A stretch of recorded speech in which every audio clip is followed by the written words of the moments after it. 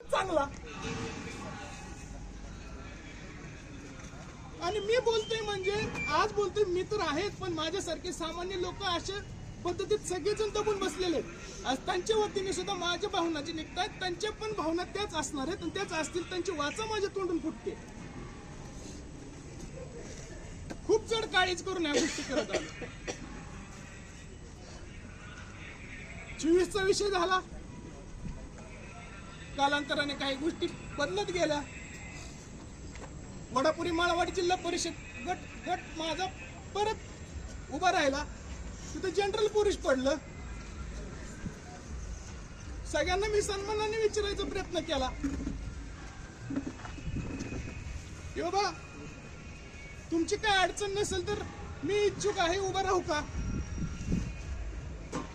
माझी काय अडचण नाही, तू निश्चित उभा राहा, तुझा स्टँडिंग मतदारसंघ आहे, तू लोकांना भेटी गाठी घेतल्याच पाहिजे, माझी पूर्ण मदत राहील. पण आपल्याला आप्पासाहेब जगदळे यांना विश्वासात घेतलं पाहिजे. साहजिक आहे, ते माझे गुरुवर्य आहेत, यांचाही मी मनापासून आदर करतो, मामांचाही मनापासून आदर करतो. त्यावेळेला माझ्या वडिलांची माझी परत मंत्री महोदयांची भेट घातली. वडील पण म्हणले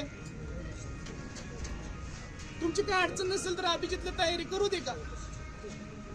नाही, माझी काय अडचण नाही, आपल्याला आप्पासाहेबांना विश्वासात घ्या, काय अडचण नाही. ठीक आहे, तुमची जर परवानगी असेल तर साहेबांना आम्ही भेटतो, आप्पासाहेबांना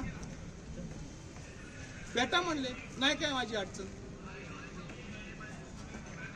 ज्या दिवशी नगराध्यक्ष भरत शेठ शहा यांचा सत्कार आदरणीय महाराष्ट्राचे उपमुख्यमंत्री अजितदादा पवार यांच्या हस्ते पुण्यामध्ये होता, त्याच दिवशी पीडीसीसी बँकेमध्ये सकाळी आमची मीटिंग झाली आप्पासाहेबांसोबत. त्यांची वेळ घेतली होती.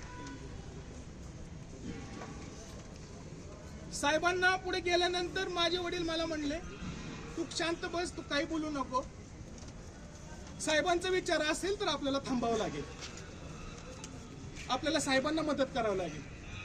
माझा बाप मला सांगतोय, मी म्हणलं वडिलांना तुम्ही म्हणचाल तो माझा निर्णय राहील, माझी काय हरकत नाही. तिथून मीटिंगला गेलो आम्ही. ज्या दिवशी भरत शेठ शहा पीडीसीसी बँकेत सगळेजण जेवायला होते त्या दिवशी आपले काही पत्रकार बांधव पण होते. तिथे राहुल भैया ढवळे असतील ते पण होते, त्यांनी पण पाहिलं होतं आम्हाला.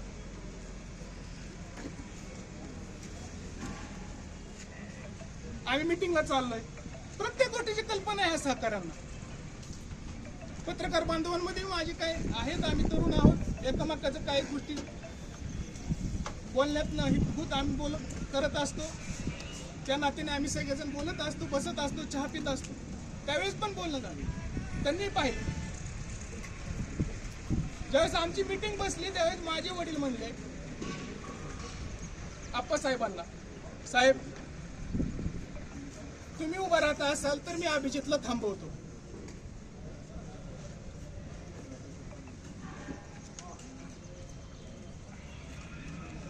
तुमची इच्छा असेल तर सरळ सांगा, आम्ही तुम्हाला मदत करायला उभा राहतो.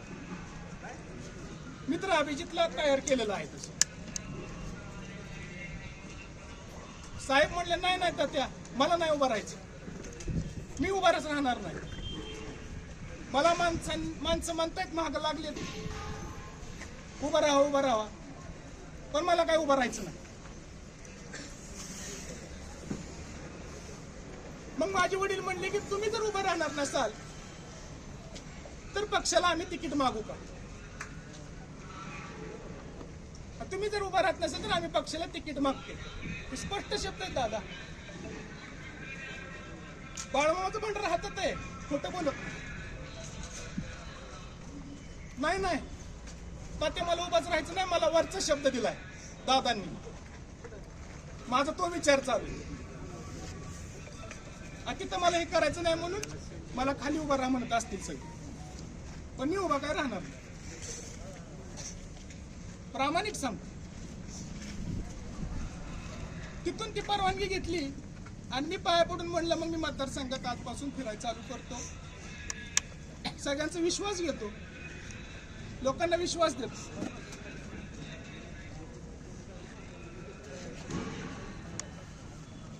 आणि कामाला सुरुवात केली.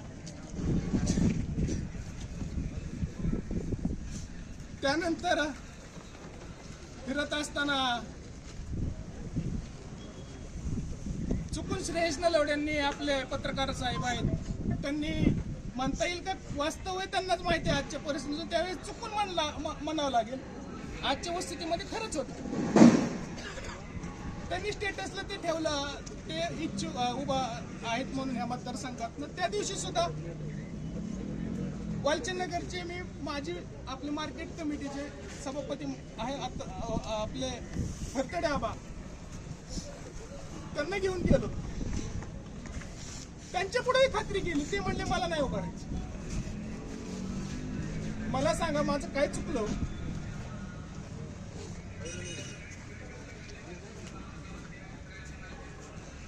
काय चुकलं?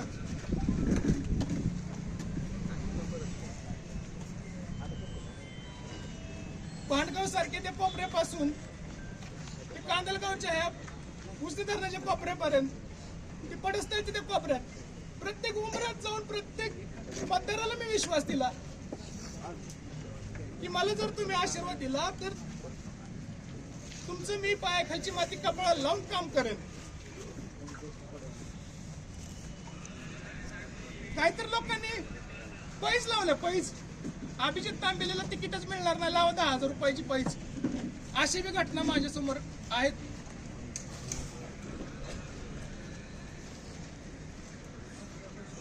असं का मी गेल्या 5 वर्षामध्ये काटीवाडापुरी जिल्हा परिषद सदस्य असताना प्रत्येक गोरगरिबाचं काम करत होतो.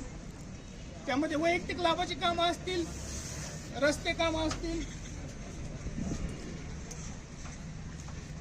विविध विकास कामे असतील, अशामध्ये मी ठेकेदारी 5%, 10% घेतले नाहीत, ही माझी चूक आहे. वैयक्तिक लाभामध्ये लोकांचे पैसे खाल्ले नाहीत, ही माझी चूक आहे.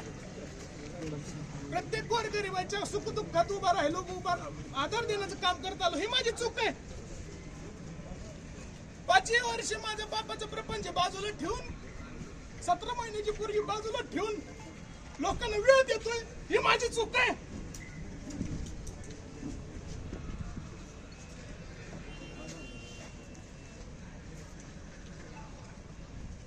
बायको माझी सुशिक्षित आहे, रोज म्हणती, मुलगी बावा करती. काय चुकलं? तुम्हाला कुटुंब आम्हाला नाही.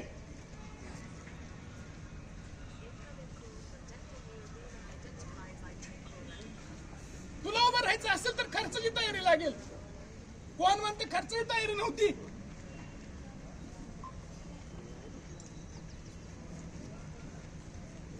समाज हा खर्चावर आहे का? मतदार हे खर्चावर आहेत का?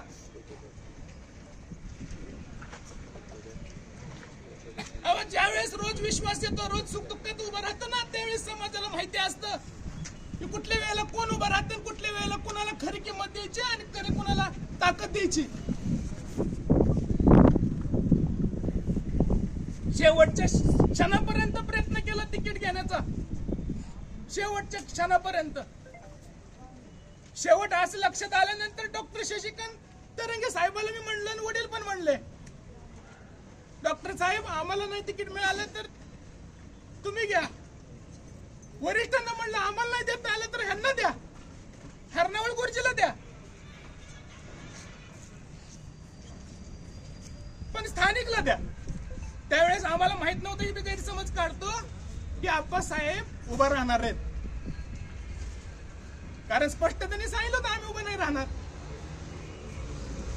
पळसते पिसवडीच्या उमेदवारांचाच कालवा इकडे चालला होता. त्यामुळं पांडुतात्या मार्केट साहेबांनीच पत्रकार परिषद घेऊन सांगितलं होतं, स्थानिकला प्राधान्य द्या, आयताना नको.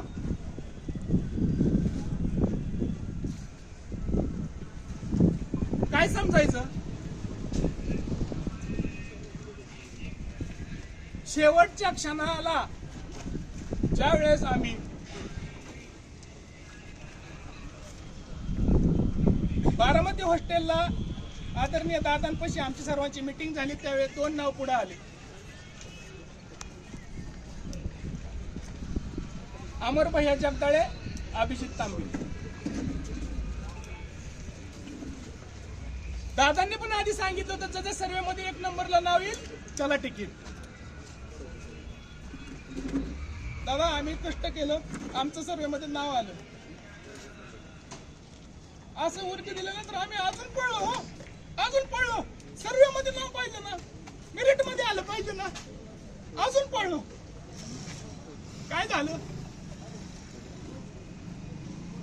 त्या दिवशी म्हणताना पण तोंडून आलं अभिजितचं सर्वे मध्ये नाव. जे सगळे प्रश्न करतात ना, आम्ही आधीपासूनच जे म्हणत होतो, भैया पण फोन करत होते, तुम्ही फोन करत होता, सगळ्यांचे फोन येत होते, या इकडे या इकडे. काही लोक म्हणायचे इकडे राहून इथून पळून समोरच्या पक्षात जाण्याची